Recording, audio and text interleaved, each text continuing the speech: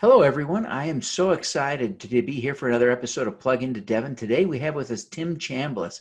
He is a university professor who has been involved in politics in Utah for a generation. He's worked on 30 different campaigns and worked for a governor, a U.S. senator, a U.S. congressman, and a Salt Lake City mayor. He is really one of the great, wise people of Utah politics. So stick around. You don't want to miss this episode. Tim, welcome to the show. Devin, thank you very much. Happy to be here. It's an honor. Well, we're thrilled to have you. Thanks for making time. It's really an honor for us. Tim, what do you want to talk about today? I want to talk about climate change. I think it is an issue that affects all of us, 7.5 billion people on the planet. This is a global, worldwide concern. It should be an apolitical, nonpartisan concern. It's a common sense issue. I've seen it in my own life, just living here in America, in the American West. It's one that it's going to, if we don't deal with it, it's going to basically destroy our way of life. Yeah, you and I are old enough to remember when winters were harder in Utah, the ski season was longer. And yeah, it does have a real implication. It's much more difficult for ski resorts to be open on Thanksgiving, which is a big ski weekend now, as a clear for instance. I'll give you this example. I got married back on January 9th of 1971. I may look 19, but I'm a little bit older.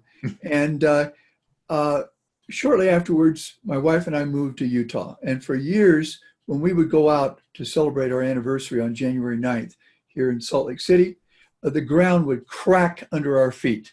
It was like walking on an ice cube tray. We would hear the cracking of the snow and the ice under our feet. This was true for maybe a decade. Since then, now, right up until this year, if there is a chill in the air, if there is even the sign of a snowflake, that is unusual. Now, the ground no longer snaps and cracks under our feet.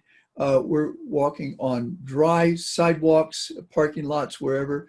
This has happened in our lifetime in recent decades.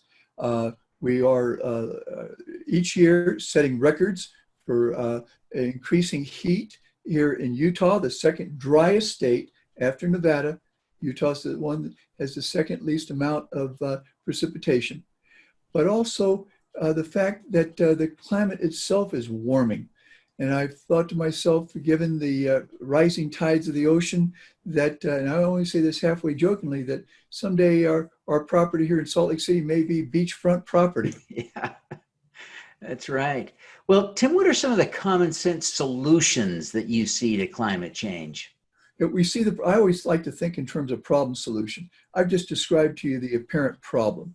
And also I should say, if our concerns are with clean water and clean food and clean air, which in Salt Lake Valley, very often we have air that you could cut with a knife. Reminds me a lot of Southern California years gone by. Then we see the problem. Okay, what are the solutions? Well, a common sense solution, and Voltaire said common sense is not common, but that what we've got to do is to decrease significantly, if not eliminate, fossil fuels.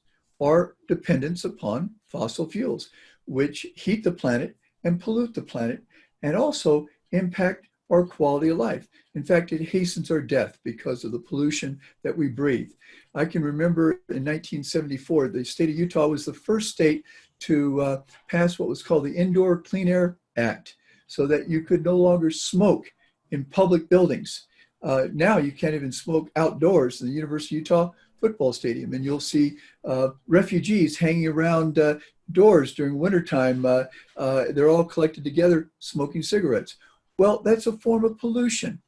And what we've done in terms of allowing fossil fuels to be in our atmosphere is that we're committing the same problem of breathing filthy air. And breathing filthy air shortens our life. It also damages the natural environment greatly. We have to address this problem. And the governor has talked about, we'll do gradualism. T3, tier 3 standards, and he's recommended certain gasoline stations that sell a gasoline that has less and less pollutants in it. But that's not enough. We've got to do a lot more than what we did 50 years ago in eliminating leaded gasoline. Or to unleaded gasoline. I used to drive a van that had a peace sign on the back, but it also took only leaded gasoline. Happily, we've gotten rid of that. But we've got to get to the point now where our vehicles, all vehicles, trucks, buses, vehicles, cars, are all electric and are not polluting. I'm also, in my own personal life, I have 20 solar panels on my roof. I have a hybrid right now, and I'm hoping that our other car sometime will be electric if I can persuade my wife to get one with the color she likes. Yeah. But if we're going to solve the problem, first off, we define the problem, we acknowledge the existence of the problem, and then we look for options and solutions, and we give ourselves a time frame and a plan A, plan B, plan C with a calendar, and we move methodically. And we've got to do it with the force of law and with economic incentives as well, not just appealing to people's good common sense. Yeah, great way to close out that thought. Tim, you've been at this for a long time. What is your superpower? What is my superpower? Oh gosh, now define that for me before I go off on a tangent here. We want to know what is the characteristic you have that makes you great? Wow. I think that I am blessed with a good memory. And I love the words of Michelangelo. His last words were, "I am still learning." So I'm a lifelong learner. And oh, that's powerful. I'm trying to learn every day. And then the secret I tell my students is to not only be a lifelong learner and to be learning every day, but try not to forget what you've learned. Try not to forget what you've learned, and then build upon that knowledge and then bring it together. So that, for example, climate change for me is a critical issue in the 30 political campaigns that I've been involved in. It's a concern for me today in this year in which, yes, our focus is upon a terrible pandemic virus and the recessionary depression economy that we're facing and systemic racism, even an earthquake here in Utah back on March 18th. Who would have imagined all these things at the beginning of this year?